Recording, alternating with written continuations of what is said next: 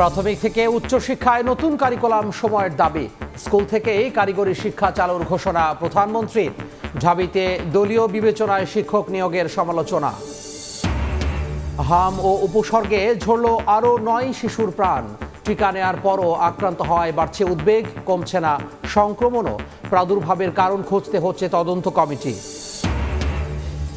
অভ্যুত্থানকারীদের হত্যায় শেখ হাসিনার নির্দেশের কল রেকর্ড জুলাই জাদুঘরে উন্মুক্ত হবে আগস্টের শুরুতে। পরিদর্শনে সংস্কৃতিমন্ত্রী, স্পিকার ও ডেপুটি স্পিকার।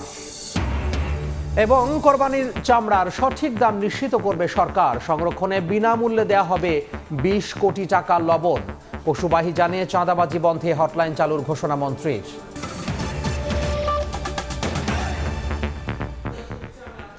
সময় সংবাদের সঙ্গে আছি আমি তোহা খান তামিম। এই মুহূর্তে মিরপুর শেরে বাংলা স্টেডিয়ামে আছেন রিপোর্টার নিয়ন মোহাইমিন। আমরা সরাসরি যুক্ত হব তার সঙ্গে।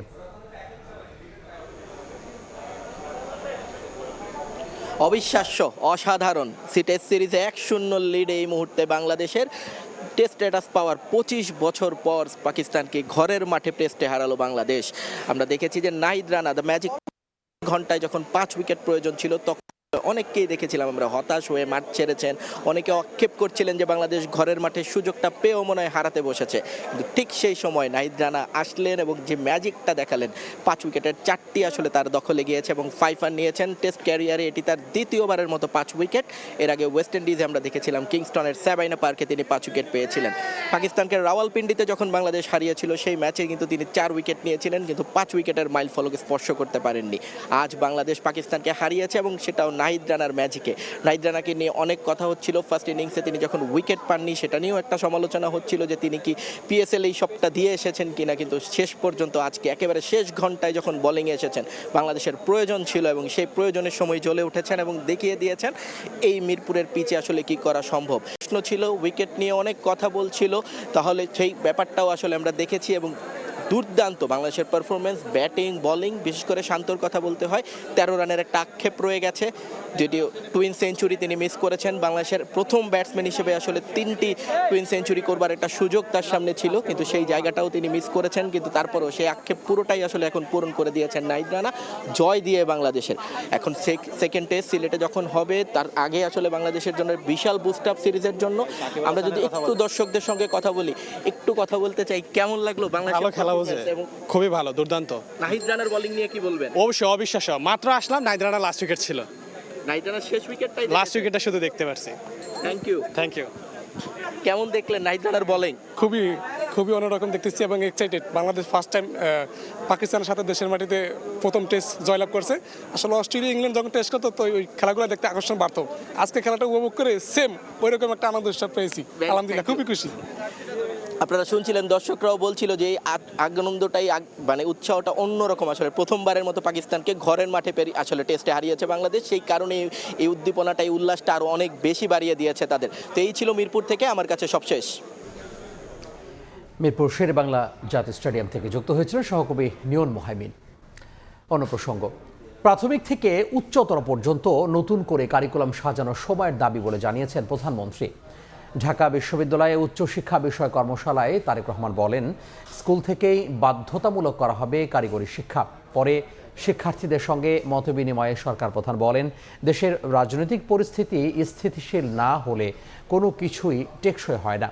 বিশ্ববিদ্যালয়ে রাজনৈতিক বিবেচনায় শিক্ষক নিয়োগের সমালোচনাও করেন সরকার প্রধান। নতুন বাংলাদেশ গঠনে নানা কাজে ব্যস্ততার মধ্যেই প্রধানমন্ত্রী হিসেবে প্রথমবার ঢাকা বিশ্ববিদ্যালয়ে তারেক রহমান। সরকারের নানা পদক্ষেপের কথা তুলে ধরার পাশাপাশি প্রতিষ্ঠানটির শিক্ষার্থীদের বিভিন্ন প্রশ্নের উত্তর দেন সরকার প্রধান। অধ্যাপক মোজাফফর আহমদ চৌধুরী অডিটোরিয়ামে এক প্রশ্নের জবাবে প্রধানমন্ত্রী বলেন, দেশের রাজনৈতিক স্থিতিশীলতা না এলে টেকসই কোনো কিছু গড়ে উঠবে না। সকল কিছু যদি আমাদেরকে আস্তে আস্তে ধীরে ধীরে তৈরি করতে হয়, আমাদেরকে দেশে কিন্তু একটি স্থিতিশীল পরিবেশ লাগবে। আমরা যদি দেশের রাজনৈতিক পরিস্থিতি স্থিতিশীল না রাখতে পারি, তাহলে কিন্তু আমরা কোনো কিছুই তৈরি করতে পারবো না। প্রত্যেক স্টুডেন্টের একটা বড় কিন্তু ভূমিকা আছে। রাজনীতিকে সংসদে যেতে হবে। শুধু রাজপথে এসে হইচই করলেই কোনো কিছু গড়ে তোলা যায় না। কোনো কিছু গড়ে তোলার জন্য কিন্তু স্থিতিশীলতা লাগে, কোনো কিছু গড়ে তোলার জন্য বসে আলোচনা করতে হয়। আরেক প্রশ্নের উত্তরে বিশ্ববিদ্যালয়ে শিক্ষক নিয়োগে রাজনৈতিক পক্ষপাতের সমালোচনা করেন সরকার প্রধান। ঢাকা ইউনিভার্সিটির বলতে আমরা যা বুঝি, স্বাভাবিকভাবে ইউনিভার্সিটির আনফরচুনেটলি ইন্টারন্যাশনালি র্যাঙ্কিং এর মধ্যে পড়ছে না। এখানে যেভাবে আসলে টিচার নিয়োগ হওয়া উচিত ছিল, খুব সম্ভবত অতীতে সেভাবে হয়নি টিচার নিয়োগ। এখানে পলিটিক্যাল বায়াসনেসটাকে বোধহয় বেশি প্রায়োরিটি দেওয়া হয়েছে। এর আগে ঢাকা বিশ্ববিদ্যালয়ের নবাব আলী চৌধুরী সিনেট ভবনে বিশ্ববিদ্যালয় মঞ্জুরি কমিশন আয়োজিত বাংলাদেশে উচ্চশিক্ষার রূপান্তর বিষয়ক কর্মশালায় যোগ দেন প্রধানমন্ত্রী তারেক রহমান। বক্তব্যে সরকার প্রধান দেশে নতুন কারিকুলাম সাজানোর যৌক্তিকতা তুলে ধরেন। স্কুল পর্যায় থেকেই কারিগরি শিক্ষা বাধ্যতামূলক করার কথাও জানান তারেক রহমান। একাডেমিক শিক্ষা অর্জনের পাশাপাশি দক্ষতা অর্জন করতে না পারায় মনে হয় শিক্ষিতদের মধ্যে বেকারের হার বেশি হওয়ার কারণ খুব সম্ভবত। এবং সেজন্যই বর্তমান সরকার মনে করে প্রাথমিক সিলেবাস থেকে শুরু করে উচ্চতর পর্যায় পর্যন্ত আমাদের শিক্ষা কারিকুলামগুলো একটু নতুনভাবে সাজানো বোধহয় এখন সময়ের দাবি। স্কুল পর্যায় থেকেই সরকার শিক্ষা কারিকুলামে কারিগরি এবং ব্যবহারিক শিক্ষা বাধ্যতামূলক করার পরিকল্পনা গ্রহণ করেছে।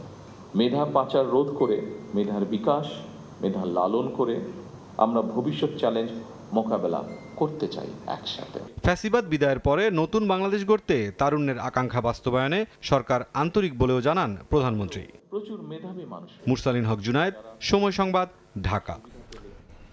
আওয়ামী লীগের ১৬ বছর ও অন্তর্বর্তী সরকারের আমলে বারবার পোস্টমর্টেম হয়েছে শিক্ষা কারিকুলামে। স্থায়ী কারিকুলাম না থাকায় বিপাকে শিক্ষক ও শিক্ষার্থীরা। এ অবস্থায় দীর্ঘমেয়াদী শিক্ষা ব্যবস্থা প্রণয়নের দাবি ভুক্তভোগীদের।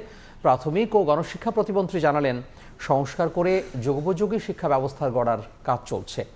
শাহিন রহমানের ক্যামেরায় রৌনক নিয়ন্তার রিপোর্ট।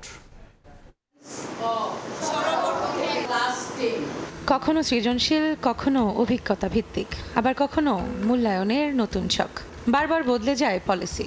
আওয়ামী লীগের গত ১৬ বছরের শাসনে সাধারণ শিক্ষার্থীরা পরিণত হয় শিক্ষার মাঠের গিনিপিগ। বছর ঘুরতেই বদলে যায় কারিকুলাম, হিসাব মেলে না পাঠ্য বইয়ের ভেতরে বাইরে। এতে তৈরি হয় বড় ধরনের শিখন ঘাটতি। প্রত্যেক বছর আলাদা কারিকুলাম এসেছে, আমরা বেসিক ফাউন্ডেশন আমাদের মধ্যে ক্রিয়েট হওয়া সম্ভব হয় নাই। স্ট্রং প্র্যাকটিক্যাল একটা শিক্ষা ব্যবস্থা দরকার, যা আমাদের ভবিষ্যতে উন্নয়ন বয়ে আনতে পারে। অন্যান্য বিশ্বের সাথে যদি আমরা আমাদের শিক্ষাকে অ্যাটাচ করতে চাই, তখন আমাদের প্রজন্মের মানুষটা বুঝতে হবে 25 বছর পর আমাদের দেশীয় বা আন্তর্জাতিক বাজারে কোন মার্কেটগুলো, কোন জবগুলো বা ক্যারিয়ারগুলো বেশি আমাদের ফলপ্রসূ হবে, সেই অনুসারে যেন কারিকুলাম বানায়। প্রচ্ছদ থেকে শুরু করে ইতিহাসের অনেক চরিত্র বদলে গিয়ে সেখানে এখন স্থান পাচ্ছে জুলাই গণ অভ্যুত্থানের দেয়াল চিত্র বা গ্রাফিতি। আবার বিজ্ঞানের সেই বিতর্কিত বিবর্তনবাদ এখন শুধু ইতিহাস, তার বদলে গুরুত্ব পাচ্ছে জলবায়ু পরিবর্তন আর আমাদের চারপাশের বাস্তব বিজ্ঞান। এদিকে সপ্তম শ্রেণীর বিতর্কিত শরীফার গল্প বা ট্রান্সজেন্ডার সংক্রান্ত বিষয়টি শিক্ষার্থীদের মানসিক বিকাশের সাথে অসঙ্গতিপূর্ণ মনে হওয়ায় বাদ দেওয়া হয়েছে। 2026 সালের পাঠ্য বইয়ে প্রতিটি ক্লাসে বিশেষ গুরুত্ব পেয়েছে জুলাই বিপ্লব আন্দোলন, ছাত্র জনতার কথা ও ফ্যাসিবাদী অবসানের তথ্য। ইতিহাস ও বাংলায় ছাত্র জনতার গণ অভ্যুত্থান ও 1990-এর গণ অভ্যুত্থানের কথা তুলে ধরা হয়েছে।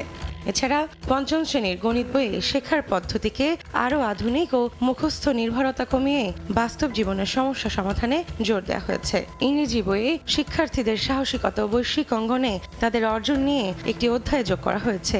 আন্দোলনে নারীদের সক্রিয় অংশগ্রহণ তুলে ধরতে আরও একটি অধ্যায় যোগ করা হয়েছে।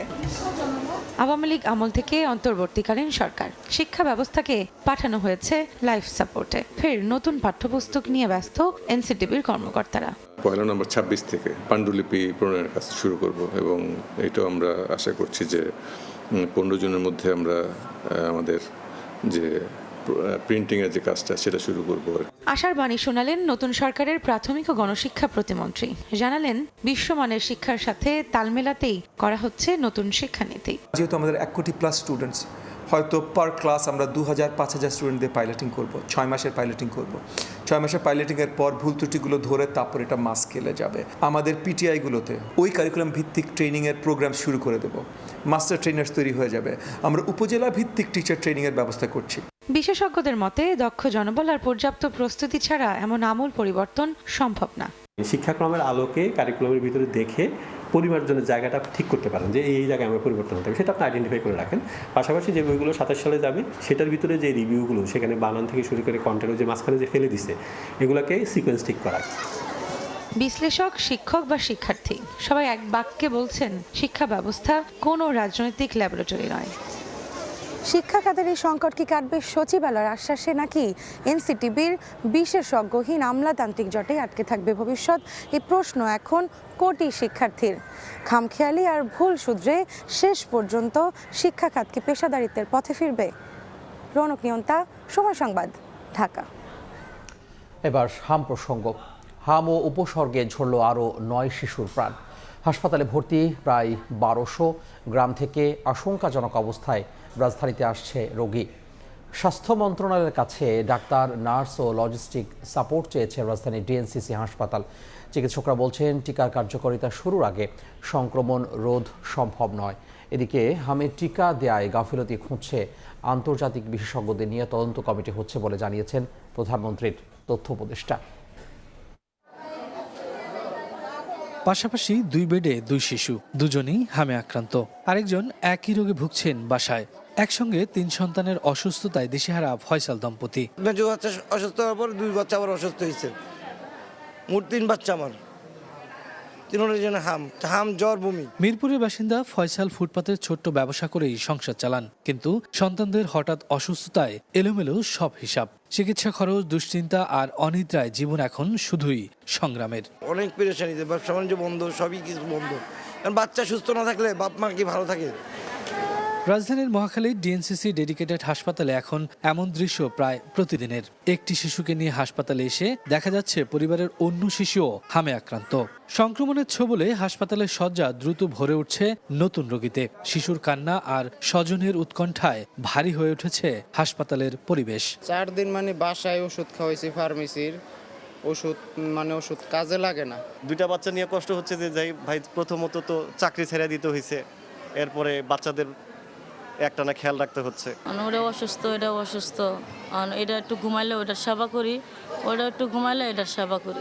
চিকিৎসক বলছেন এখনো কমেনি সংক্রমণ। টিকার ফল পেতে অপেক্ষা করতে হবে আরো 2-3 সপ্তাহ। রোগ প্রতিরোধ ক্ষমতা কম আর দেরি করে চিকিৎসা নিতে আসায় শহরের তুলনায় গ্রামের মৃত্যুর হার বেশি। সংক্রমণ কমে আসবে এটা কিন্তু আমরা এখন আশা করিনি বা এখন আশা করছিও না। যে বাচ্চাটির 20 তারিখে টিকা পেয়েছে, সেই বাচ্চাটি তার শরীরে অ্যান্টিবডি প্রডিউস হতে 3 সপ্তাহ সময় লাগবে। টিকাটা আসলে কাজ করছে, কিন্তু সারা দেশব্যাপী যে টিকার কার্যক্রমটা, সেটার এফেক্ট পেতে গেলে আমাদের তাহলে ওইভাবে এফেক্ট করতে হবে। তার মানে আমাদের মে মাস ওয়েট করতে হবে আমাদের। হামের টিকা দেওয়ায় কোনো গাফলতি ছিল কিনা তা খুঁজে বের করতে আন্তর্জাতিক বিশেষজ্ঞদের নিয়ে তদন্ত করার কথা জানিয়েছেন প্রধানমন্ত্রীর তথ্য উপদেষ্টা ডাক্তার জাহিদুর রহমান। হামের যে সংকট হলো, যে ডিজাস্টার হলো টিকা নিয়ে, এটা নিয়ে একটা তদন্ত কমিটির ব্যাপারে আমি ব্যক্তিগতভাবে মাননীয় প্রধানমন্ত্রীর সাথে কথা বলেছি। খুবই ক্রেডিবল একটা তদন্ত এটার হবে এবং সেটার প্রসেস চলছে, যেখানে শুধু বাংলাদেশ না, আন্তর্জাতিক বিভিন্ন সংস্থাকেও ইনভলভ করে কাজ করানোর চিন্তা ভাবনা আছে। সরকারি হিসেবে এরই মধ্যে হাম ও উপসর্গ নিয়ে শিশুর মৃত্যু ছাড়িয়েছে 400। শফিকুজ্জামান রুবেল, সময় সংবাদ, ঢাকা। বগুড়ায় গত 2 মাসে হাম ও উপসর্গে 11 শিশুর মৃত্যু হয়েছে। হাসপাতালের আইসোলেশন ওয়ার্ডে চলছে আক্রান্তদের চিকিৎসা। এই মুহূর্তে শহীদ জিয়াউর রহমান মেডিকেল কলেজ হাসপাতালে আছেন সহকর্মী আব্দুল আউয়াল। আমরা সরাসরি যুক্ত হব তার সঙ্গে। বগুড়া শহীদ জিয়াউর রহমান মেডিকেল কলেজ হাসপাতালে চলছে হামে আক্রান্ত শিশুদের জীবন বাঁচানোর যুদ্ধ। গত 2 মাস আগে থেকে আসলে হামের যে মহামারী, সেটি কিন্তু লক্ষ্য করতে পেরে এখানকার হাসপাতাল কর্তৃপক্ষ ইমার্জেন্সি বিভাগের কিন্তু 4র্থ তলায় আইসোলেশন যে ওয়ার্ডটি রয়েছে, সেই আইসোলেশন ওয়ার্ডটি তারা কিন্তু এখানে চালু করেন এবং এই আইসোলেশন ওয়ার্ডে কিন্তু আসলে হামে আক্রান্ত যারা শিশুরা আছেন তাদের কিন্তু চিকিৎসা চলছেন এবং ইতিমধ্যেই গত 2 মাসে কিন্তু মোট 296 জন শিশু এখানে আইসোলেশন ওয়ার্ডে কিন্তু তারা চিকিৎসা নিয়েছেন, যাদের মধ্যে 47 জন শিশু কিন্তু আসলে ভর্তি ছিল এবং গত 24 ঘন্টায় একজন শিশু কিন্তু সুস্থ হয়ে বাড়ি ফিরেছে এবং নতুন করে কিন্তু আসলে গত 24 ঘন্টায় এখানে এই ওয়ার্ডটিতে আরও 7 জন শিশু ভর্তি হয়েছে। অর্থাৎ বর্তমানে কিন্তু এই যে আইসোলেশন ওয়ার্ড রয়েছে শহীদ জিয়াউর রহমান মেডিকেল কলেজ হাসপাতাল, এখানে 54 জন শিশু কিন্তু আসলে চিকিৎসাধীন আছে এবং সবচাইতে মর্মান্তিক যেটি এই গত 2 মাসে 10 জন শিশুর আসলে মৃত্যু হয়েছে হামের যে উপসর্গ এবং হামে আক্রান্ত হয়ে একজন শিশুর কিন্তু মৃত্যু হয়েছে। তবে উপসর্গে যেই শিশুগুলোর মৃত্যু হয়েছে তাদের পরিবারের আপত্তির কারণে আসলে হাসপাতাল কর্তৃপক্ষ বলছে তাদের যে স্যাম্পল কালেকশন সেটি কিন্তু সম্ভব করে আসলে তারা চূড়ান্তভাবে হামে আক্রান্ত ছিল কিনা মৃত্যুর পর এটি নিশ্চিত করা সম্ভব হয়নি এবং হামের উপসর্গে এবং হামে যে 11 জন শিশুর এখানে হাসপাতালে মৃত্যু হয়েছে তাদের প্রত্যেকেরই বয়স কিন্তু আসলে 1 বছরের কম এবং হামের উপসর্গ বা হামে আক্রান্তের পাশাপাশি নিউমোনিয়া সহ ও নানা যেই অসুখগুলো রয়েছে তারা কিন্তু সেগুলো তো আক্রান্ত ছিল বলে হাসপাতাল কর্তৃপক্ষ আমাদেরকে জানিয়েছে। এর বাইরে এখানে যেই 54 জন শিশু আসলে চিকিৎসা নিচ্ছেন হাসপাতাল কর্তৃপক্ষ বলছে যে 54 জন শিশুর অধিকাংশই কিন্তু আসলে 1 বছরেরও কম বয়সে কিন্তু এখানে চিকিৎসা নিচ্ছেন এবং সময় যত গড়াচ্ছে দিন যত গড়াচ্ছে আক্রান্তের সংখ্যা কিন্তু আসলে বাড়ছে এবং হাসপাতাল কর্তৃপক্ষ বলছে তাদের যেই সর্বাত্মক প্রচেষ্টা সেই প্রচেষ্টা নিয়েই কিন্তু তারা আসলে তাদের যে কার্যক্রম সেটি চালিয়ে যাচ্ছে এবং শহীদ জিয়াউর রহমান মেডিকেল কলেজ হাসপাতালে শুধু বগুড়া নয় আশপাশের যেই জেলাগুলো রয়েছে সেই জেলাগুলো থেকেও কিন্তু আসলে হামে আক্রান্ত শিশুরা এখানে চিকিৎসা নেওয়ার জন্য আসছেন। তো বগুড়া থেকে হামে আক্রান্ত শিশুদের যেই সর্বশেষ খবর এই ছিল এখন পর্যন্ত আমার কাছে। সহকর্মী আব্দুল আউয়াল যুক্ত হয়েছিলেন বগুড়া থেকে। চলমান ক্যাম্পেইনে টিকা নেয়া শিশুও হামে আক্রান্ত হওয়ায় শঙ্কিত অভিভাবকরা। যদিও চিকিৎসকরা বলছেন আক্রান্ত হলেও জটিলতার ঝুঁকি নেই সব শিশুদের। এদিকে হাম মুক্ত ঘোষণা করা বিভিন্ন দেশেও ফিরেছে হাম, তবে মৃত্যুহার সবচেয়ে বেশি বাংলাদেশে। এর জন্য তুলনামূলক অনুন্নত চিকিৎসা ব্যবস্থা ও সচেতনতার অভাবকে দোষেন চিকিৎসকরা। মনির হোসাইনের রিপোর্ট। দেশব্যাপী হামের প্রাদুর্ভাব ঠেকাতে গত মাস থেকেই শুরু হয় জরুরি হাম রুবেলা টিকাদান, যা ধাপে ধাপে চলছে সারা দেশে। 6 মাস থেকে 5 বছরের শিশুর টিকাদানে অভিভাবকরা স্বতঃস্ফূর্তভাবে অংশ নিলেও টিকার পর আবারও আক্রান্ত হওয়া নিয়ে আছে তাদের দুশ্চিন্তা। ওই টিকা দেওয়ার পর থেকে আমার মাইয়া শরীরে জ্বর এসব হ্রাস বাড়িয়েছে, বেশি বেশি করে অসুস্থ হয়ে গেছে। টিকা দিয়েছি মনে করেন যে 15-20 দিন হয়েছে, টিকা দেওয়ার পরে 8-10 দিন পরে জ্বর হয়েছে, তখনই হাম ধরা পড়ছে। কিন্তু টিকা দেওয়ার পরে যে এটা হইতেছে এটাই একটু শঙ্কায় আছে আর কি সবাই। যদিও চিকিৎসকরা বলছেন টিকা নেয়ার পর শিশুরা আক্রান্ত হলেও নেই বড় জটিলতার ঝুঁকি। শরীরে টিকা কার্যকর হওয়ার আগেই বাসা বেঁধেছে ভাইরাস। একটা টিকা নেওয়ার পরে তার মধ্যে ইমিউনিটিটা পুরোপুরি এস্টাবলিশ হতে 3 থেকে 4 সপ্তাহ সময় লাগে। তো সেই অবস্থায় এরপর যদি কেউ হামে আক্রান্ত হয় তাদের মধ্যে যেহেতু আগে থেকে কিছু ইমিউনিটি থাকে, ফলে দেখা যায় তাদের কমপ্লিকেশনটা হওয়ার চান্স কম থাকে। ফলে দেখা যায় যে তাদের মধ্যে হাম হলেও তাদের মধ্যে হয়তো মর্টালিটি রেটটা কম থাকে না। এদিকে হাম মুক্ত হওয়া বিশ্বের বিভিন্ন দেশেও ফিরেছে নতুন করে, যদিও মৃত্যুহার বেশি বাংলাদেশে। কারণ হিসেবে চিকিৎসকরা বলছেন সচেতনতার অভাব ও পুষ্টিহীনতায় বেড়েছে মৃত্যু। ওই দেশের থেকে বাংলাদেশের পার্থক্যটা হচ্ছে ওই দেশের যেহেতু স্বাস্থ্য ব্যবস্থা, রোগীদের পুষ্টির অভাব যেহেতু কম থাকে এবং ওখানে চিকিৎসা ব্যবস্থা যেহেতু আরেকটু উন্নত, বেটার চিকিৎসা এবং মানুষজনের সচেতনতা অনেক বেশি, ফলে ওই দেশের মৃত্যু হারটা দেখা যায় কম্পারেটিভলি অনেক কম থাকে। আমাদের দেশে যেহেতু একটা, যেটা আমরা প্রথম থেকে বলে আসছি, মানুষের মধ্যে সচেতনতার একটা অভাব, 2 নম্বর বলছে অপুষ্টি একটা সমস্যা। এইগুলোর কারণে আসলে বেশি গেলে আমাদের দেশের ডেথ রেটটা দেখা যাচ্ছে উন্নত অনেক দেশের তুলনায় কিছুটা বেশি থাকে। আসন্ন ঈদের ছুটিতে শিশুর স্বাস্থ্যবিধি ঠিক রাখার জন্য অভিভাবকদের প্রতি আহ্বান চিকিৎসকদের। বাসার মধ্যেই থাকেন, বাসার মধ্যেই রাখুন, আর যদি যেতেই হয় তাহলে বাচ্চাকে যত সম্ভব অন্য বাচ্চাদের থেকে দূরে রাখুন। মনির হোসাইন, সময় সংবাদ, ঢাকা। জুলাই অভ্যুত্থানকারীদের হত্যায় শেখ হাসিনার নির্দেশের কল রেকর্ড আছে জুলাই স্মৃতি জাদুঘরে। সর্বসাধারণের জন্য জাদুঘরটি খুলে দেওয়া হবে জুলাইয়ের শেষ বা 1 আগস্ট। সকালে জাদুঘর পরিদর্শনে যান স্পিকার, ডেপুটি স্পিকার ও সংস্কৃতি মন্ত্রী। বলেন, ফ্যাসিবাদ থেকে মুক্তির প্রতিবিম্ব হয়ে থাকবে এই নিদর্শন। 1.5 বছরের বেশি সময় ধরে চলছে জুলাই গণঅভ্যুত্থান স্মৃতি জাদুঘরের উন্নয়ন কার্যক্রম। অবশেষে এলো জাদুঘরটি সবার জন্য খুলে দেওয়ার সময়সীমা নিয়ে ঘোষণা। মঙ্গলবার সকালে জাদুঘরের উন্নয়ন কার্যক্রমের অগ্রগতি ঘুরে দেখেন জাতীয় সংসদের স্পিকার, ডেপুটি স্পিকার এবং সংস্কৃতি বিষয়ক মন্ত্রী। পরে সংস্কৃতি মন্ত্রী নিতাই রায় চৌধুরী জানান, জুলাইয়ের শেষ বা 1 আগস্ট খুলে দেওয়া হবে জুলাই স্মৃতি জাদুঘর। আমরা আশা করছি আগামী জুলাই মাসের শেষের দিকে অথবা অগস্টের 1 তারিখে আমরা এই জাদুঘর ওপেন করব এবং সেটা মাননীয় প্রধানমন্ত্রী একটা সময় নির্ধারণ করে দেবেন। তার নির্ধারিত সময় অনুযায়ী তাকে দিয়ে আমরা জাদুঘরটা ওপেন করব। জাতীয় সংসদের ডেপুটি স্পিকার কায়সার কামাল বলেন, ফেসিবাদ থেকে মুক্তির প্রতিবিম্ব জুলাই জাদুঘর। এই জাদুঘর শতাব্দীর জন্য একটা শিক্ষণীয়। ফেসিজম থেকে বাংলাদেশের দামাল ছেলেরা ফেসিজম মুক্ত বাংলাদেশ কিভাবে প্রতিষ্ঠিত করেছেন, এই জাদুঘর হচ্ছে তার প্রতিবিম্ব। জাতীয় সংসদের স্পিকার হাফিজ উদ্দিন আহমদ বলেন, এই জাদুঘর বাংলাদেশের মানুষের জন্য বড় সম্পদ, যা প্রমাণ করবে গণতন্ত্রের জন্য মানুষ জীবন দিতে পারে। বাংলাদেশের মানুষ এইসব দেখে চমৎকৃত হবেন, দুঃখবোধে আক্রান্ত হবেন, আবার সাথে সাথে অনুপ্রাণিত হবেন ভবিষ্যতের লড়াইয়ের জন্য। এই জাদুঘর প্রমাণ করবে যে বাংলাদেশের মানুষ কোনো স্বৈরাচারকে সহ্য করে না। বাংলাদেশের মানুষ গণতন্ত্রের জন্য হাসি মুখে জীবন দিতে পারে। জুলাই গণ অভ্যুত্থান যুগ যুগ ধরে বাঙালিকে অনুপ্রাণিত করবে বলেও মন্তব্য করেন জাতীয় সংসদের স্পিকার। বুলবুল রেজা, সময় সংবাদ, ঢাকা। কোরবানির চামড়ার সঠিক দাম নিশ্চিত করবে সরকার। চামড়া সংরক্ষণে ব্যবসায়ীদের বিনামূল্যে দেওয়া হবে 20 কোটি টাকা লবণ। সচিবালয়ে বৈঠক শেষে স্বরাষ্ট্রমন্ত্রী আরও জানান, পশুবাহী গাড়িতে চাঁদাবাজি বন্ধে চালু হচ্ছে হটলাইন। প্রতিবছর ঈদুল আজহায় কুরবানির পশুর চামড়া সংরক্ষণে দেখা দেয় লবণ সংকট। কখনো দাম বাড়ে, আবার কখনো সরবরাহ সংকট সৃষ্টি হয়। সেই পরিস্থিতি উত্তরণে এবার উদ্যোগ নিয়েছে সরকার এবং দুর্ঘটনা হ্রাসের জন্য মঙ্গলবার দুপুরে আইনশৃঙ্খলা পরিস্থিতি, কুরবানির পশুর হাটের নিরাপত্তা ও সার্বিক প্রস্তুতি নিয়ে সভা শেষে সাংবাদিকদের ব্রিফ করেন স্বরাষ্ট্রমন্ত্রী। বলেন, ঈদকে কেন্দ্র করে যেন অসাধু চক্র লবণের বাজার অস্থিতিশীল করতে না পারে সে বিষয়ে সরকার সতর্ক রয়েছে।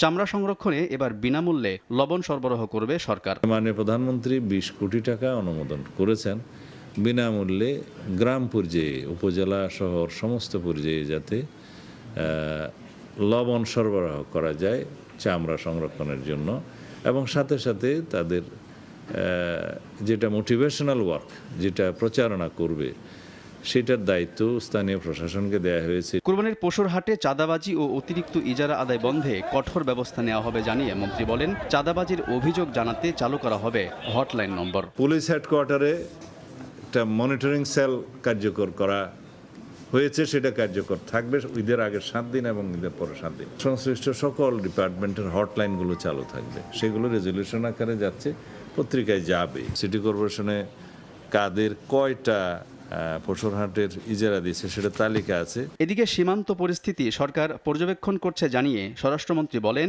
সীমান্তে কাঁটাতারের বেড়া নির্মাণের বিষয়ে ভারতের সঙ্গে কূটনৈতিক আলোচনার মাধ্যমেই সিদ্ধান্ত নেওয়া হবে। কাঁটাতারের বেড়া যদি ভারতীয় সীমানার মধ্যে। আলতাফ হোসাইন, সময় সংবাদ, ঢাকা।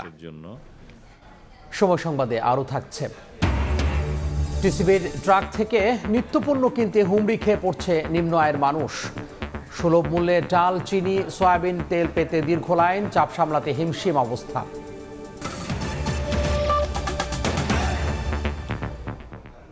বিনিয়োগ ও ঋণ বরাদ্দে সরকার রাজনৈতিক হস্তক্ষেপ করবে না বলে জানিয়েছেন অর্থমন্ত্রী Amir Khasru Mahmud Chowdhury. Bangladesh start up investment কোম্পানির উদ্বোধনী অনুষ্ঠানে তিনি বলেন, আর্থিক খাত চলবে স্বাধীনভাবে। এ সময় গভর্নর জানান, ডিজিটাল লেনদেনে জুলাই থেকে বাধ্যতামূলক করা হচ্ছে বাংলা কিউআর কোড। 425 কোটি টাকার মূলধন নিয়ে 39টি বাণিজ্যিক ব্যাংকের পরিচালনায় শুরু হলো venture capital platform Bangladesh start up investment company. বাণিজ্যিক ব্যাংকগুলো তাদের 1% মুনাফা দিয়ে এই তহবিল এককালীন নয়, বরং ধারাবাহিক মূলধন, ফান্ড সিড, লেট সিড ও সিরিজে বিনিয়োগ করবে, যা উৎপাদনশীল প্রযুক্তি নির্ভর খাতে উদ্যোক্তাদের মূলধন যোগান দেবে। একই সাথে কর্মসংস্থান, উৎপাদনশীলতা ও আর্থিক অন্তর্ভুক্তি শক্তিশালী করবে। বিএসআইসি চেয়ারম্যান বলেন, শুধু প্রযুক্তি নির্ভর উদ্ভাবনী নয়, এসএমই উদ্যোক্তারাও ভেঞ্চার ক্যাপিটালের সুবিধা পাবেন। এসএমইরাও যদি টেক লেড না হয় তারাও ফান্ড পাবে।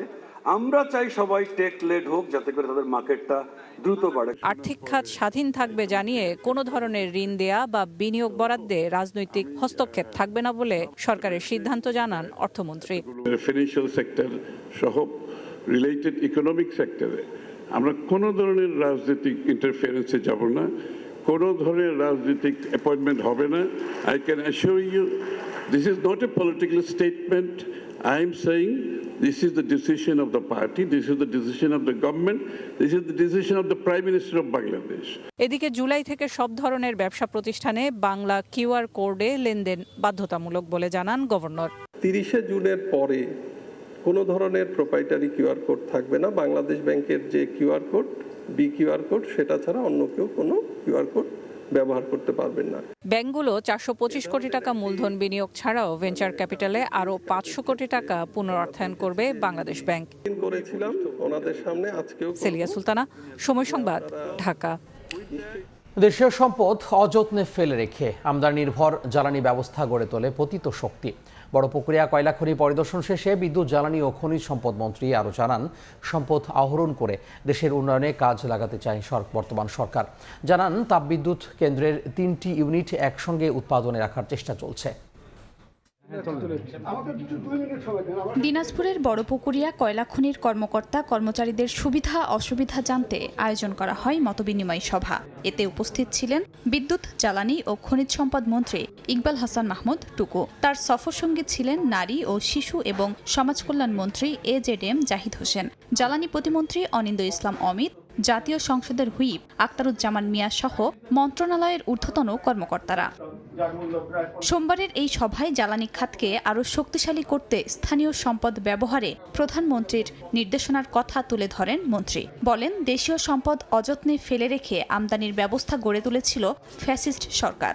দীর্ঘ 17 বছর এই দেশে একটা ফ্যাসিস্ট সরকার শাসন করছে। তারা দেশীয় সম্পদকে অবহেলা করে বিদেশি ইম্পোর্ট করার ব্যবস্থা করেছিল। জনগণের যে সম্পদ আছে সেই সম্পদটাকে আমরা আহরণ করতে চাই এবং দেশের উন্নতির জন্য সবচেয়ে আগে দরকার জ্বালানি। আমার নিজের জ্বালানি থাকতে আমি বিদেশ থেকে কেন ইম্পোর্ট করব?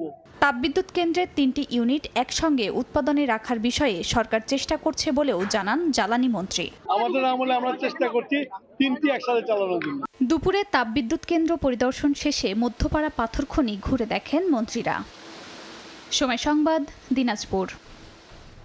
মধ্যস্বত্বভোগী ও চাঁদাবাজদের কারণে বাজার অস্থির বলে মন্তব্য করেছেন বিরোধী দলীয় নেতা ও জামাতের আমির ডাক্তার শফিকুর রহমান।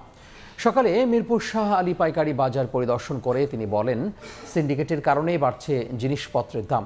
বাজার নিয়ন্ত্রণে সরকারকে উদ্যোগী হওয়ার আহ্বান জানান জামাতের আমির।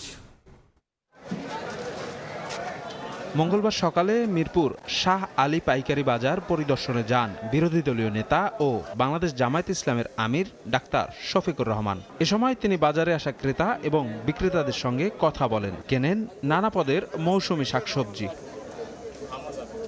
পরিদর্শন শেষে সাংবাদিকদের মুখোমুখি হয়ে ক্ষোভ ঝাড়েন বাজার ব্যবস্থাপনা নিয়ে। জানান, মধ্যস্বত্বভোগী এবং সিন্ডিকেটের কারণে ক্রেতা বিক্রেতা কেউই ভালো নেই। জায়গায় জায়গায় মধ্যস্বত্বভোগী, সিন্ডিকেট এবং চাঁদাবাজের কারণে এখানে যারা ব্যবসায়ী আছে তারাও কিন্তু ভালো ব্যবসা করতে পারে। আমরা যারা মুক্ত আছি, আমরা ন্যায্য মূল্যে আমাদের পণ্যগুলো পাই না। জামায়াত আমির বলেন, সংসদের 300 সদস্য যদি চান তবে একদিনের মধ্যেই দেশের সব বাজারে চাঁদাবাজি বন্ধ সম্ভব। সংসদের 300 জন সদস্য যদি সিদ্ধান্ত নেয় যে বাংলাদেশে চাঁদাবাজি হবে না, তাহলে কেউ করার সাহস পাবে না। কিন্তু এরাই যদি আশ্রয় প্রশ্রয় দেয় তাহলে চাঁদাবাজি বন্ধ করা অসম্ভব। এ সময় বাজার নিয়ন্ত্রণে সরকারকে উদ্যোগী হওয়ার আহ্বান জানান জামায়াত আমির। শফিক মুন্সি, সময় সংবাদ, ঢাকা। মূল্যস্ফীতির চাপ পড়েছে টিসিবির পণ্য কিনতে। ট্রাক সেলে হুমড়ি খেয়ে পড়ছেন নিম্ন আয়ের মানুষ। ঘটছে একাধিক পণ্য নেয়ার ঘটনাও। ডিলাররা বলছেন, প্রতি ট্রাকে 400 মানুষকে পণ্য দিতে পারছেন তারা। চাপ সামলাতে পণ্যের পরিমাণ বাড়ানোর পাশাপাশি প্রশাসনিক সহায়তার দাবি তাদের।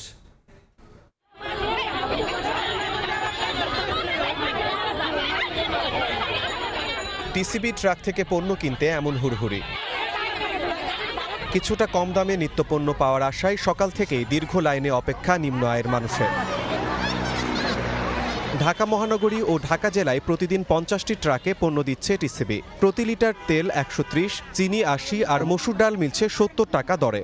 একজন অসুস্থ হয়ে দাঁড়ায় আমি প্রতিবন্ধী পেয়ে নিয়ে আসছি, প্রতিদিন এইভাবেই এরকম করে গ্যাঞ্জাম করে নিবে। তবে হুড়োহুড়ির মধ্যে পণ্য না পেয়ে ফিরতে হচ্ছে অনেককে। যারা পাচ্ছেন তপ্ত রোদ আর দীর্ঘ লাইনের ভোগান্তি ম্লান করে দিচ্ছে কম দামে পণ্য পাওয়ার স্বস্তি। সঙ্গে রয়েছে একাধিকবার পণ্য নেওয়ার অভিযোগও। সবাই একবেলা নিমু সরকারি মাল, একজনে নাই 5 বার আর আমরা পাই না। দেখেন একবার হাতে টোকেন থাকলে কি করে মুছে আবার পিছনে আরেকটা টোকেন লয়। এইটা ডিলাররা বলছেন ট্রাক প্রতি 400 মানুষকে পণ্য দিতে পারছেন তারা, কিন্তু লাইনে এর চেয়ে কয়েক গুণ বেশি মানুষের চাপে তৈরি হচ্ছে বিশৃঙ্খলা। এই অবস্থায় প্রশাসনিক সহায়তার দাবি তাদের। এটা আনসার দিলে সবথেকে বেশি বেটার হয়, বা কোনো সরকারি লোক আমাদের কথা শুনবে না। গভর্নমেন্টের উচিত প্রতিটা খেলা মাঠে মাল দেয়। ঈদ সামনে রেখে 11 মে থেকে সারা দেশে শুরু হওয়া টিসিবির পণ্য বিক্রি কার্যক্রম চলবে 21 মে পর্যন্ত। 10 দিনে প্রায় 13,939 টন পণ্য বিক্রি করবে সংস্থাটি। শিমুল হোসেন, সময় সংবাদ, ঢাকা। বৈরী আবহাওয়ায় প্রভাব কেটে যাওয়ার বোরো মৌসুমের ফসল তুলতে ব্যস্ত সময় পার করছেন কৃষক। হাওরের অধিকাংশ জমির ধান কাটা শেষ, এখন চলছে মাড়াই ও শুকানোর কাজ। দুর্নীতিমুক্ত নির্ভুল তালিকা করে সরকারি প্রণোদনা দেওয়ার দাবি ক্ষতিগ্রস্ত কৃষকদের। টানা বৃষ্টির পর গত কয়েকদিন ধরে রোদের ঝিলিক হাওরে, তাই ধান কাটা মাড়াই ও শুকানোর কাজে ব্যস্ত সময় পার করছেন কৃষাণীরা। কিশোরগঞ্জের হাওরের 75 ভাগ ধান কাটা হয়ে গেছে, তবে উৎপাদন খরচ ওঠাতে জমির পাশে কম দামে ভেজা ধান বিক্রি করে দিচ্ছেন ক্ষতিগ্রস্ত কৃষক। 600 থেকে 700 টাকা মনে ভেজা ধান বিক্রি করতে হচ্ছে কৃষকদের। সরকারি খাদ্য গুদামেও ধান বিক্রির সুযোগ পাচ্ছে না বলে অভিযোগ তাদের। এছাড়া সরকারি তালিকায় নাম না থাকার অভিযোগও করেন অনেক কৃষক। যারা 5 লাখ টাকা গৃহস্থী করছে এরা 2 লাখ টাকা ধান তুলতে পারবো। নাম আমরা দিতাম না দেওয়ার মতন, আমরা যে অল্প কয়টা নাম পাইছি এটাই মানে দেখছি। মৌলভীবাজারেও ধান শুকানোর কাজে ব্যস্ততা। কৃষি বিভাগের তথ্য মতে এ জেলায় হাওরের 100% ধান কাটা শেষ হলেও এখনও বিভিন্ন এলাকার 44% ধান কাটা হয়নি। ধান কালো হয়ে গেছে, দেখায়নি আপনারা। এই ধান খাইতে পারবো না তাও ঠিক নাই, এবার বেচতে পারবো কি নাই তাও কোনো ঠিকানা নাই। সুনামগঞ্জেও একই চিত্র, রোদে ধান ও খড় শুকানোর কাজে ব্যস্ততা। তবে পানির নিচে তলিয়ে থাকায় ধানের গুণগত মান নষ্ট হওয়ায় দুশ্চিন্তায় কৃষক। এ অবস্থায় ঘুরে দাঁড়াতে দীর্ঘমেয়াদী খাদ্য সহায়তা ও বিনা সুদে কৃষি ঋণের দাবি জানিয়েছেন তারা। আমরা এই ক্ষেত হইরা এটা এমন বিপদে পড়ছি যে মহাজনের ঋণ আনছি, ঋণ পরিশোধ করবার ক্ষমতা নাই, মহাজন তো গলাত ফাড়া দিব। ধানের দামও যেটা আইতেছে, এটা ধানের দামও কেউ জিগাইতো না। ধান দাম কিনা কিনি হইতেছে না, মিলে লইতেছে না, গুদামে লইতেছে না। সরকার যদি কিছু ভর্তুকি দেয় আমাদেরকে আর দেশের মানুষকে, সবাই একটু শান্তিতে থাকতে পারবো। দুদিন ধরে ভালো রোদ পাচ্ছেন নেত্রকোনার কৃষকরা। সেই সুযোগে দ্রুত জমির ধান কেটে ঘরে তোলার চেষ্টা করছেন তারা। উত্তরের জেলা লালমনিরহাটেও পুরোদমে শুরু হয়েছে বোরো ধান কাটা মাড়াই। এবার জেলায় ধানের ফলন ভালো হলেও দাম নিয়ে সন্তুষ্ট নন তারা। চলতি মৌসুমে জেলায় 48,110 হেক্টর জমিতে বোরো ধান চাষ হয়েছে। মনিরুজ্জামান প্রান্ত, সময় সংবাদ। আসন্ন বাজেটে ঘাটতির পরিমাণ প্রায় 2,35,000 কোটি টাকা। খাত সংশ্লিষ্টরা মনে করেন বিশাল এই ঘাটতিতে চ্যালেঞ্জে পড়বে নতুন সরকার। এমন প্রেক্ষাপটে রাজস্ব বাড়িয়ে ব্যাংক নির্ভরতা থেকে দূরে থাকার পরামর্শ অর্থনীতিবিদদের, নতুবা চাপে পড়বে বেসরকারি বিনিয়োগ। পাশাপাশি মূল্যস্ফীতি নিয়ন্ত্রণে রাখতে কেন্দ্রীয় ব্যাংক থেকেও ঋণ না নেওয়ার পরামর্শ দিয়েছেন তারা। কাজল আব্দুল্লাহ রিপোর্ট। দফতর থেকে দফতরে এখন জাতীয় বাজেটের হিসাব নিকাশ। আসন্ন 2026-27 অর্থ বছরের জন্য আয় ব্যয়ের চুলচেরা অঙ্ক কষছে নতুন সরকার। প্রাথমিক তথ্য আসছে বাজেটের আকার হতে পারে 9,30,000 কোটি টাকা। বছর জুড়ে সরকারি ব্যয়ের বিশাল আর্থিক পরিকল্পনায় এবার রাজস্ব খাত থেকে আয়ের লক্ষ্য 6,95,000 কোটি টাকা, ঘাটতি থাকবে 2,35,000 কোটি টাকা, যা মোট বাজেটের 4 ভাগের 1 ভাগ। সরকারের লক্ষ্য অভ্যন্তরীণভাবে 1,19,000 ও বৈদেশিক উৎস থেকে 1,16,000 কোটি টাকা ঋণ নিয়ে পূরণ করবে এই বিশাল ঘাটতি। অর্থনীতিবিদরা বলছেন ঋণের ক্ষেত্রে বাণিজ্যিক ব্যাংকের দ্বারস্থ হলেও কেন্দ্রীয় ব্যাংক থেকে ধার নেওয়া যাবে না। বাণিজ্যিক ব্যাংকের উইন্ডো থেকে যে ঋণটা গ্রহণ করে সেখানেও তাও সরকার এর এই ঋণের পরোক্ষ একটা প্রভাব কিন্তু আসলে বেনিফিট যেটা হচ্ছে সাধারণ জনগণের কাছে যায়। মূলত কম রাজস্ব প্রবৃদ্ধি, ভর্তুকি বাড়ানো ও ঋণের সুদ পরিশোধের চাপের কারণে বাড়ছে বাজেট ঘাটতি। তবে সরকারের নির্বাচনী ম্যান্ডেট অনুযায়ী ব্যাংক খাতে বাড়তি চাপ দেখছেন না ব্যাংকাররা। সরকার পক্ষ থেকে যেটা বলা হচ্ছে, ব্যাংক খাত থেকে হয়তো সরকার এরকম আগের সরকারের মতো এরকম তারা ঋণ নেবে না। কাজে আমরা মনে করি না যে সরকারের কার্যকলাপ কারণে, উদ্যোগের কারণে ব্যাংকের উপর একটা বাড়তি প্রেসার পড়বে, সেটা মনে করি না। চলতি অর্থ বছর ব্যাংক খাত থেকে সরকারের ঋণ নেওয়ার লক্ষ্য ছিল 1,04,000 কোটি টাকা, কিন্তু প্রথম 10 মাসেই লক্ষ্য অতিক্রম করেছে দুই সরকার। এমন ধারা আগামী অর্থ বছর চলতে থাকলে বেসরকারি খাতে ঋণ প্রবাহ আরও কমার শঙ্কা বিশ্লেষকদের। সরকার সাধারণত এই যে পরিমাণ অর্থ বড় করে, এরা মূলত অনুৎপাদনশীল খাত বা অনুন্নয়ন ব্যয় মেটানোর জন্য এগুলো কিন্তু খরচ করে থাকে। বড় অঙ্কের বাজেট বাস্তবায়নে অর্থনীতি গতিশীল হলেও মূল্যস্ফীতি নিয়ন্ত্রণে রাখাকেই চ্যালেঞ্জ হিসেবে দেখছেন অর্থনীতিবিদরা। কাজল আব্দুল্লাহ, সময় সংবাদ, ঢাকা। 17 বছর পেটোয়া বাহিনী হিসেবে ব্যবহার করায় পুলিশ জনবিচ্ছিন্ন হয়ে পড়েছিল বলে মন্তব্য করেছেন আইজিপি। দুপুরে রাজারবাগে তিনি বলেন, পুলিশের কেউ মাদক সেবন বা ব্যবসায় জড়িয়ে পড়লে কোনো ছাড় দেওয়া হবে না। সাংবাদিকদের প্রশ্নের জবাবে পুলিশ মহাপরিদর্শক দাবি করেন, পুলিশ পদক নিয়ে কোনো বিতর্ক নেই, যাচাই বাছাই শেষে সময় মতো দেওয়া হবে এই স্বীকৃতি। রাজধানীর রাজারবাগ পুলিশ লাইন্সে চলছে পুলিশ সপ্তাহ 2026। দুপুরে সেখানে আসেন পুলিশ প্রধান। জাঁকজমকপূর্ণ কুচকাওয়াজে অভ্যর্থনা জানানো হয় পুলিশের সর্বোচ্চ কর্মকর্তাকে। এর আগে প্যারেড গ্রাউন্ডে উপস্থিত ছিলেন কৃতিত্বপূর্ণ বিভিন্ন অবদানের জন্য পুলিশের দ্বিতীয় সর্বোচ্চ পদক আইজিপি ব্যাজ প্রাপ্ত 343 জন সদস্য। একে একে সবাইকে ব্যাজ পরিয়ে দেন আইজিপি। এছাড়াও অস্ত্র ও মাদক উদ্ধারে বিরচিত অবদানের জন্য পুরস্কারে ভূষিত হন বিভিন্ন ইউনিট প্রধানরা। পুলিশ প্রধানের দাবি, বিগত 17 বছর পুলিশকে পেটোয়া বাহিনী হিসেবে ব্যবহার করায় জনবিচ্ছিন্ন হয়ে পড়েছিল পুরো বাহিনী। দীর্ঘ 17 বছরে পুলিশ বাহিনীকে একটি পেটোয়া বাহিনী হিসাবে ব্যবহার করার কারণে আমরা যে জনবিচ্ছিন্ন হয়ে গিয়েছিলাম, সেখান থেকে আমরা আমাদের ইমেজকে রিগেইন করতে পেরেছি এবং আমাদের শৃঙ্খলা ফিরে আসছে। রীতি অনুযায়ী বাহিনীর সর্বোচ্চ সম্মানসূচক পদক পুলিশ সপ্তাহের প্রথম দিনে দেয়া হলেও অজানা কারণে সেটা এবার স্থগিত হয়। পুলিশ মহাপরিদর্শক বলছেন, কোনো বিতর্ক নেই, চলছে যাচাই বাছাই। আসলে কোনো কিছু বিষয়ে কোনো বিতর্ক নাই, ওগুলা স্ক্রুটিনি চলতেছে, ইনশাল্লাহ আপনারা ভবিষ্যতে দেখতে পাবেন। পুলিশ সদস্যদের কেউ মাদক সেবন ও ব্যবসায় জড়ালে কঠোর ব্যবস্থা নেওয়ার হুঁশিয়ারি দেন আলী হোসেন ফকির। মাসুদুর রহমান, সময় সংবাদ, ঢাকা। রাজধানীতে আন্তঃজেলা ডাকাত দলের 5 সদস্যকে গ্রেফতার করেছে ঢাকা মহানগর গোয়েন্দা পুলিশ। ঈদ সামনে রেখে দলটির বিকাশ এজেন্টদের টাকা ছিনিয়ে নেওয়ার প্রস্তুতি ছিল বলে দাবি পুলিশের।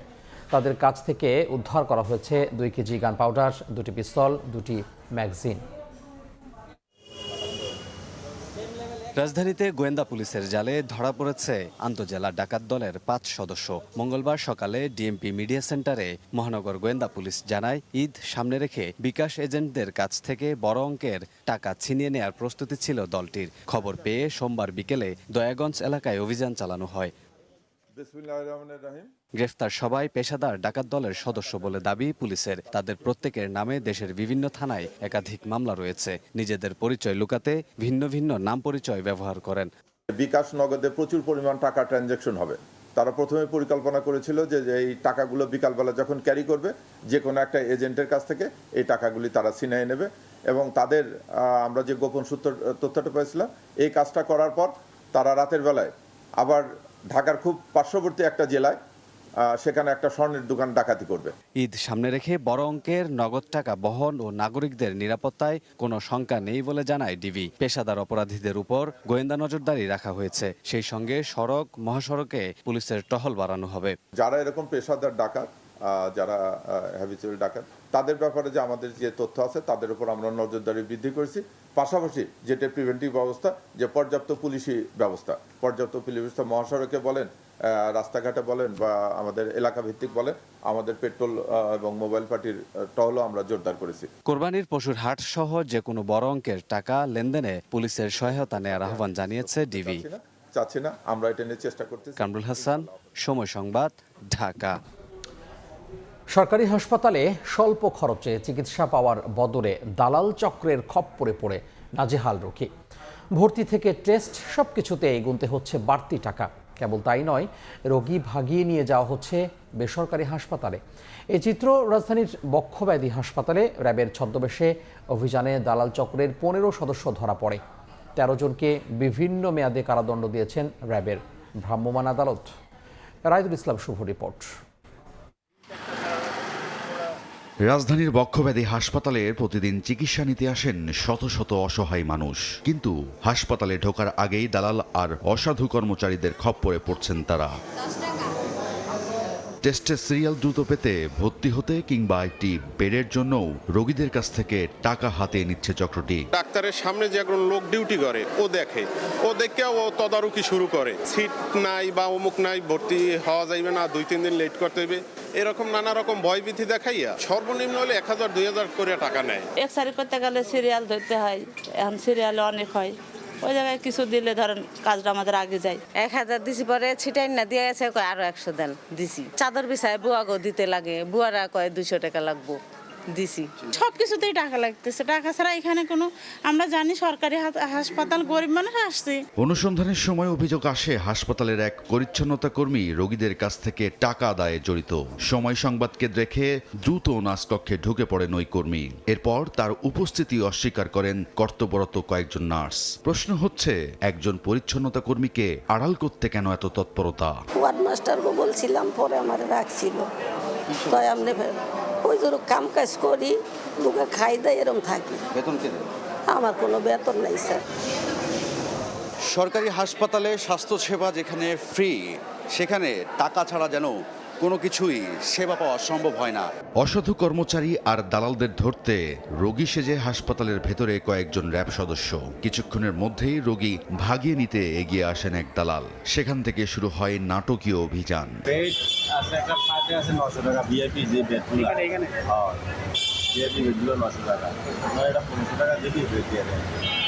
সরকারি রেট হলো 900 টাকা, আমাদের 1500-2000 যে যেমন নেয়। র্যাবের ফাঁদে পা দিয়ে একে একে ধরা পড়ে চক্রের 15 সদস্য। মাসে 6 থেকে 12,000 টাকার বিনিময়ে তাদের নিয়োগ দেয় মহাখালীর রাফা সেবাসহ কয়েকটি বেসরকারি হাসপাতাল ও ডায়াগনস্টিক সেন্টার। 50 টাকা 100 টাকা একটা ভর্তি করে দিলে 200 টাকা 300 টাকা এরকম দেয়। একজন স্যার আমাদের ওখানে বসে, তখন এই রুগীটারা আমরা এখান থেকে যদি রিপোর্টগুলো আর্জেন্ট করাই যাইতে চাইছে, তখন আমরা তারা নিয়ে বিল করাই। যদি রুগীগুলো কেউ দেয় এখান থেকে, তাদেরকে আমরা বাদবাকি কমিশনটা দিই। আমি যে আসছে কোম্পানিতে সেবা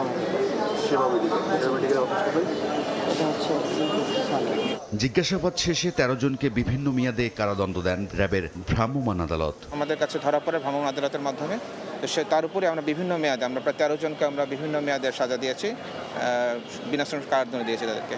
এবং আমরা হাসপাতাল কর্তৃপক্ষের সাথে কথা বলেছি যে তারাও এ ব্যাপারে সচেতন হয়, যাতে ভবিষ্যতে এ ধরনের কাজ আর না হয়। শুধু অভিযান নয়, হাসপাতাল থেকে দালাল চক্রকে স্থায়ীভাবে নির্মূলের দাবি রোগীদের। রায়দুল ইসলাম শুভ, সময় সংবাদ, ঢাকা। সময় সংবাদে আরও থাকছে। লেবাননে ইসরায়েলি ড্রোন হামলায় নিহত 2 বাংলাদেশির বাড়িতে আহাজারি। প্রিয়জন হারিয়ে দিশেহারা পরিবারের সদস্যরা। মরদেহ দেশে পাঠাতে কার্যক্রম শুরু দূতাবাসের।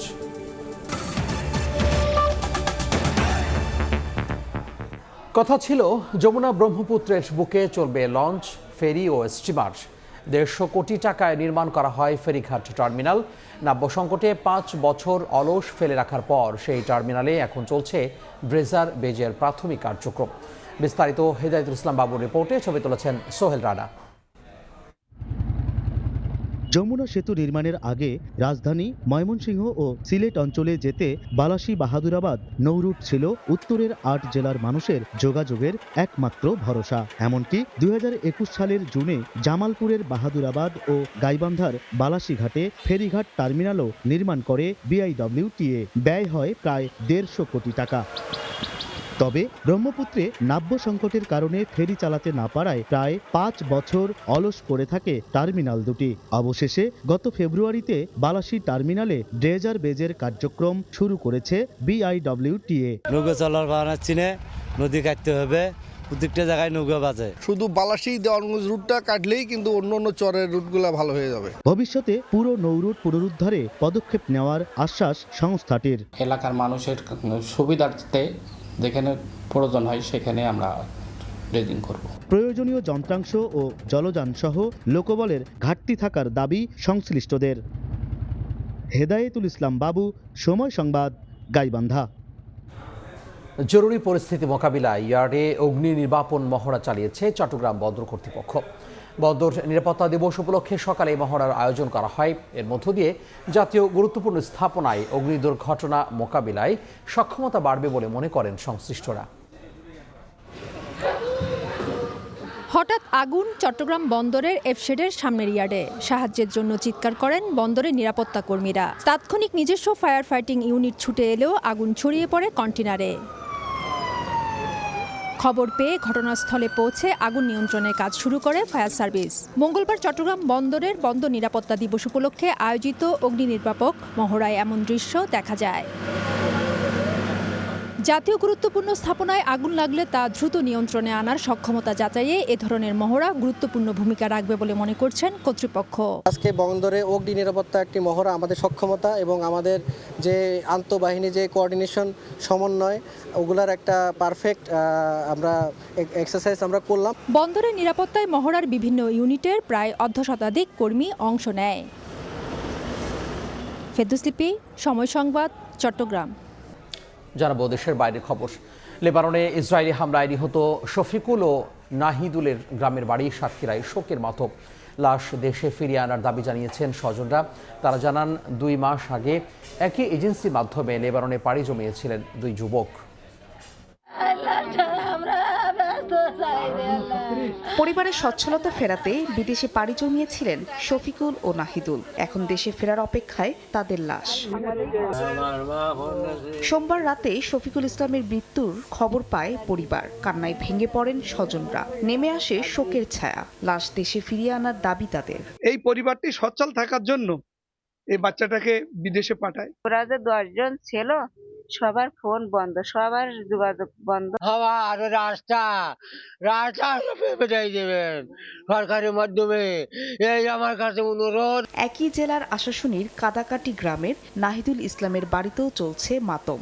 কিছুতেই থামছে না বাবা মায়ের কান্না।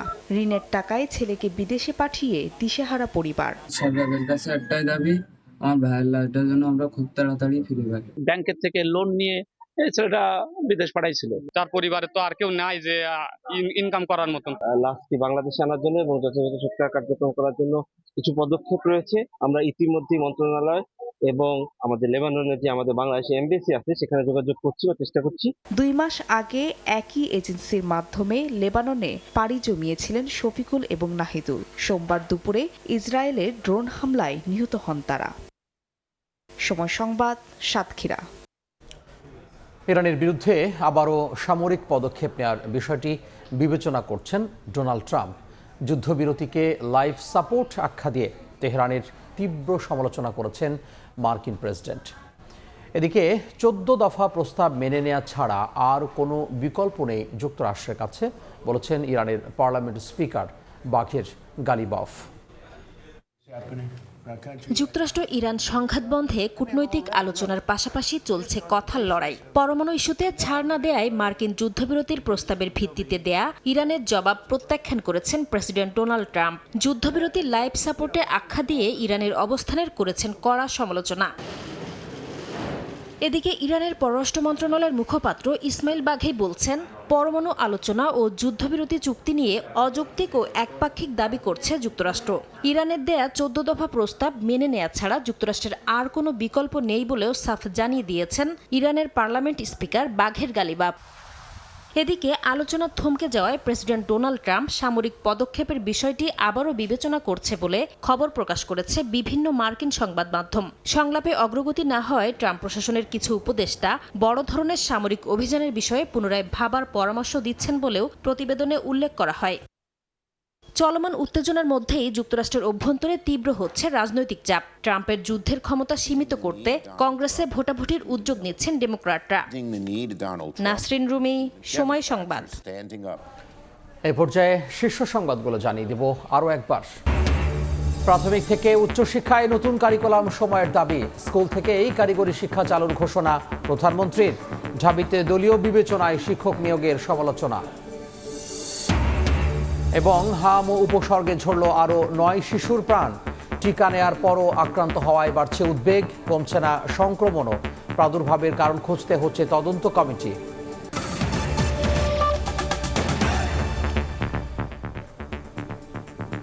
এই ছিল 5টার সময় সংবাদে। এরপর বাংলার সময় নিয়ে সঙ্গে থাকবেন সহকর্মী আলিশা ইসলাম।